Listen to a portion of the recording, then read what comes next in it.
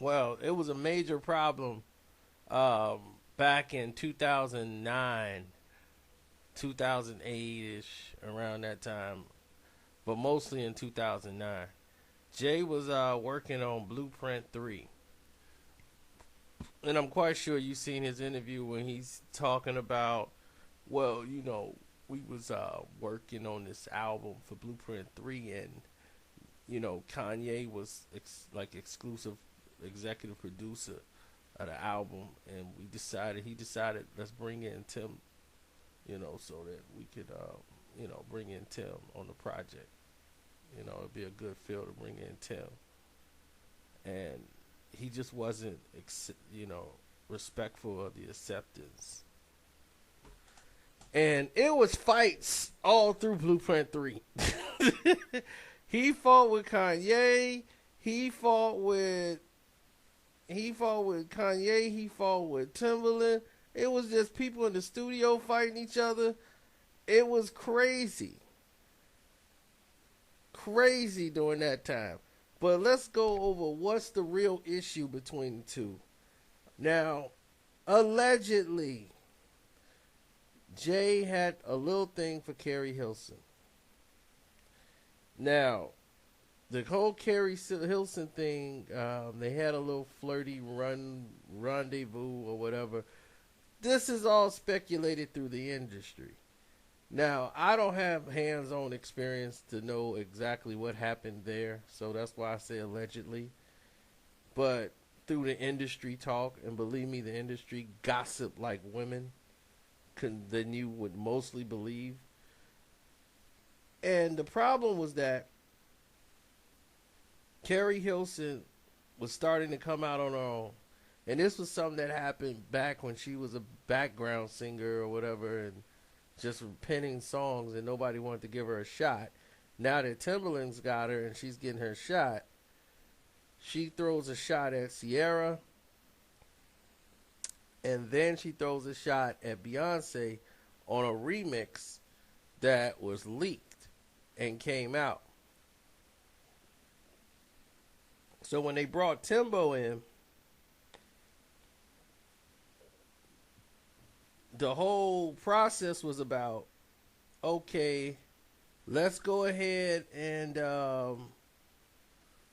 let's get rid of Keri Hilson. Like, I need you to dead that project.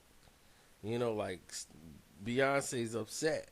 So if Beyonce's upset about it, like, it's affecting Jay. Keri Hilson, you got Timbaland on here, he's got Keri Hilson, and he's promoting somebody that's going against your wife.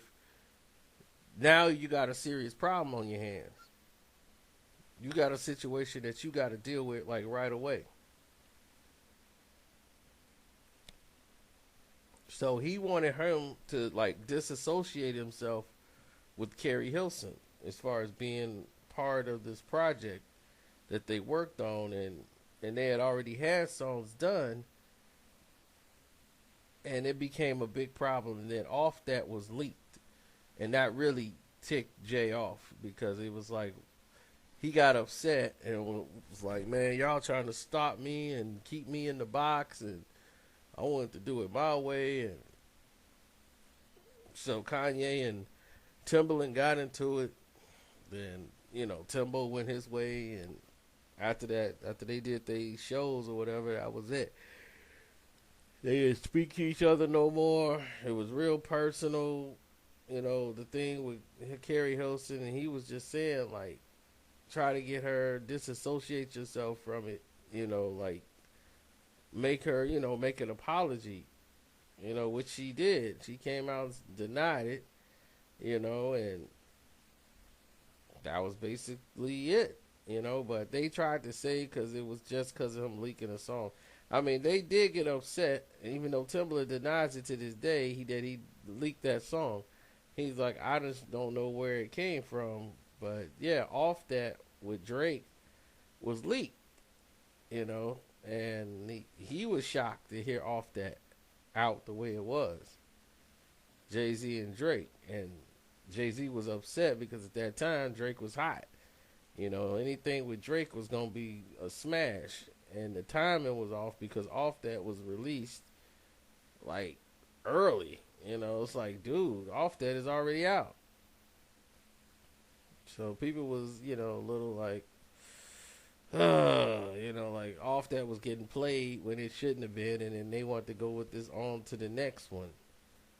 And people didn't even vibe to that as much as they did Off That. So Off That came out, then Reminder came out, and these are all the songs that Timbaland did. And at this point, it was done out of spite, seemed like, at the fact of the process that was going on between Jay Z and Timbo. So later on, when he came out with the Magna Carta, he wanted to work with Justin Timberlake.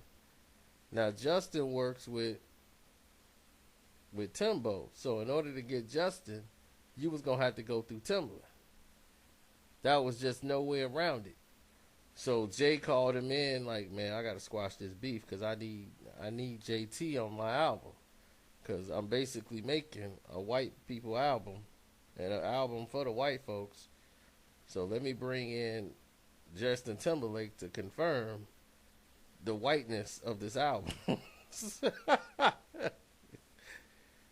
as it was told and as it was written, it was the first album Jay-Z has ever had that debuted #1 in the UK. The Magna Carta. Why is that? Ask yourself that.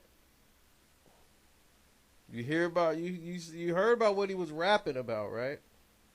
You saw the artwork, you saw everything. None of this was to appeal to none of you. None of us who've been supporting him. This was all to appeal to them. His new people. Now, that's basically it. They hugged, they was friends, they all got money together, and they got sued together for big pimping, and they're like, big pimping?